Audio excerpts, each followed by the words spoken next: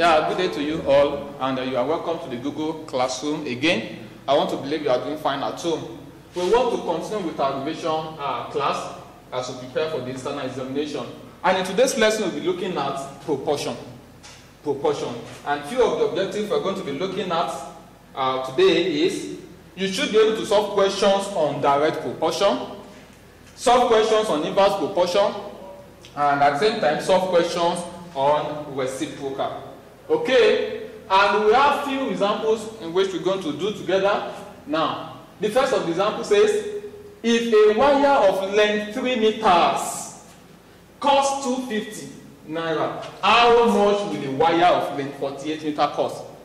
Okay, this we must be able to conclude that is it direct proportion or it is inverse proportion. How then do we differentiate between direct proportion and inverse proportion?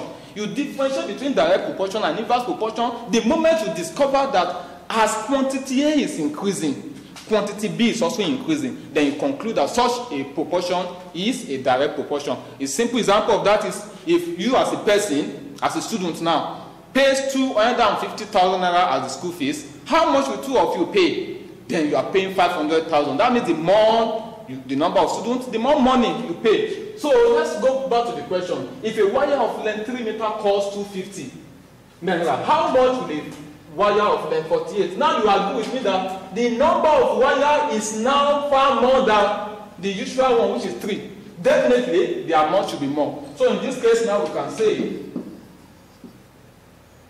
3 wire of 3 meters is equal to 250 naira.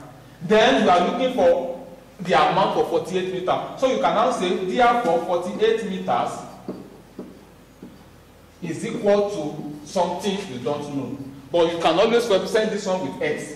Don't forget you can use this method provided you are dealing with direct proportion. And once you have this, what then do? You just do your simple cross multiply. When you cross multiply here, you have 3 meters multiplied by x will give you 3x, which will give us 48 multiplied by 250. That means we have 48 times 250.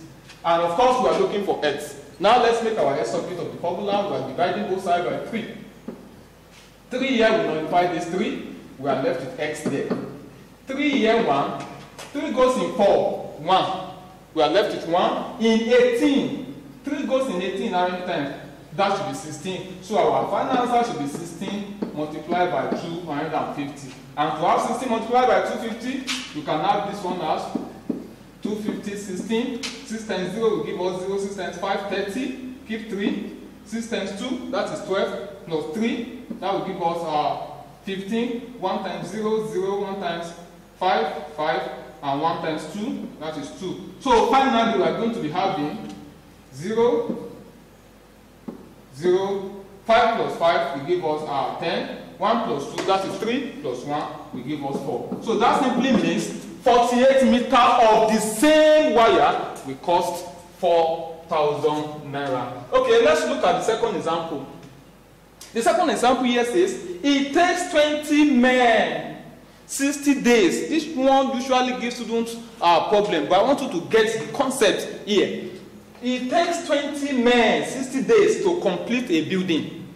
Just imagine you are about 20, you want to work on a building, and it is taking you 60 days to do work on that particular building.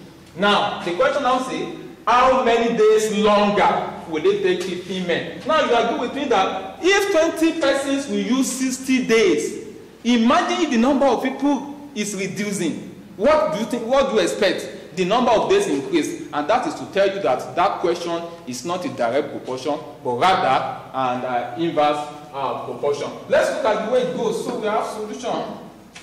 20 men will spend 60 days. You must be able to calculate the number of days for one man. That means if a man will have to do it, a man will do it in 60 times 20. That is, he has to work for each person that make this 20. So 60 multiplied by 20 will give us 0, 0. 2 times 6, that is That means only one man doing this job will spend 1,200 days. Now, we are now having 15 men. So therefore, if 15 men will do this, 15 men will do it. This number of days has to what? Reduce. Okay, that will give us 1,200 days divided by 15. And when you divide that, we have 3 goes in 15, that is 5. 3 goes in 12, that is 4. 5 here, 1. 5 goes in 40, that is 8. So that is giving us 80 days. 15 persons will spend 80 days. But the question here says, how many days longer? So we have the initial, the former days to be, how many days? We have the former days to be 60 days. And we have this one to be 80 days. So if we take 80 minus 60 days longer. And what is 80 minus 60 days? That should give you 20 days longer. I want to believe we got that simple explanation. The last question is just talking about reciprocal. This one is so simple. And what do you mean by reciprocal? If you are finding the reciprocal of n, it is 1 over n. If you are finding the reciprocal of n over n, the implication is you are taking the denominator for numerator and the numerator for denominator, which is also the same as saying 1 over n, which will give you n over n. So let's apply that principle in solving this. The reciprocal of 0.25.